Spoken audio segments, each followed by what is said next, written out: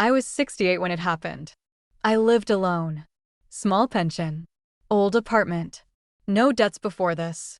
No loans. No internet banking. All documents were kept in one folder in the wardrobe: passport, tax code, pension card. I never hid them.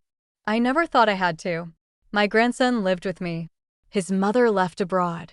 His father disappeared years ago. I raised him myself. Food, clothes, school, college. Then nothing. No stable job. Constant excuses. Constant need for money. He said it was temporary. He said he would return it. I believed him because he was my grandson. He had access to everything. The apartment. My documents. My phone.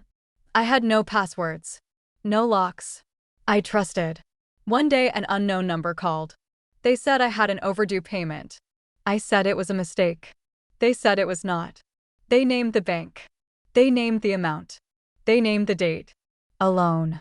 In my name. I hung up. My hands were shaking. I sat in the kitchen. I thought it was a scam. An hour later, another call. Another voice. Same words. I went to the bank. They showed me the contract. My full name. My tax number. My passport data. The signature was not mine. The photo was not mine. The loan was issued online. Through a mobile app. Confirmed by SMS code. The money was withdrawn the same day. The phone number was mine. But I never saw any messages. I came home. My grandson was in his room. I asked him directly. He stayed silent. Then said, "I thought you wouldn't find out." He took my phone while I was sleeping. He knew the code. He entered the banking app. He took the loan. He withdrew the money. The amount was huge for me. Impossible. For him, quickly spent. I asked where the money went. He said debts. I asked which debts. He didn't answer. I went to the police. They said it was a family matter. They said he was a relative. They said I gave access myself. They took the report without interest. They said to wait. The bank did not wait. Interest grew. Penalties. Fines. They called every day. Morning and night. Their voices were cold. They threatened seizure. They threatened court. They threatened my apartment. I said I didn't take the loan. They said the documents proved I did. My grandson lived next to me. Ate my food. Slept in my home. Said nothing. I asked him to come with me to the bank. He refused. I asked him to go to the police. He said nothing would happen. I was alone. My pension was barely enough for food. Part of it was taken automatically. From my account. I stopped buying meat. Then fruit. Then medicine I could survive without. The investigation dragged on. The investigator changed. Papers disappeared. The bank filed a lawsuit. In court, the bank's lawyer spoke calmly. The judge looked at documents. I told the truth. The truth meant nothing. The court ruled. The loan is valid. The debt is mine. My grandson did not appear. After the hearing, he packed his things. He said, "Sorry," and left. I never saw him again.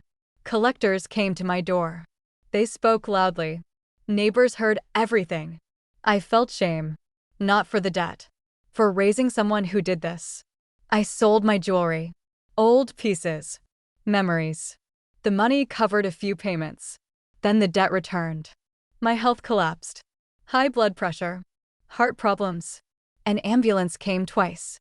The doctor said I needed peace. There was no peace. I returned to the police. Another officer. Same result. They said it was impossible to prove intent. They said the phone was mine. They said the SMS was consent. The case was closed. No elements of a crime. I held the paper in my hands. Official confirmation that I was guilty. Collectors increased pressure. Calls turned aggressive. Threats became routine. They contacted relatives.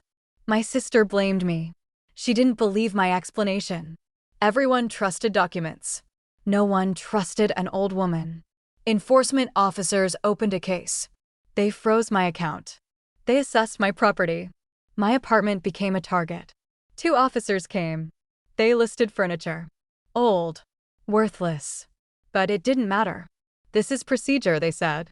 After they left, I sat on the bed for hours. staring at the wall. I went to the bank again. I asked for restructuring, lower interest, any solution. They refused. I sold the TV, the microwave, furniture. The money lasted a month. Then calls again.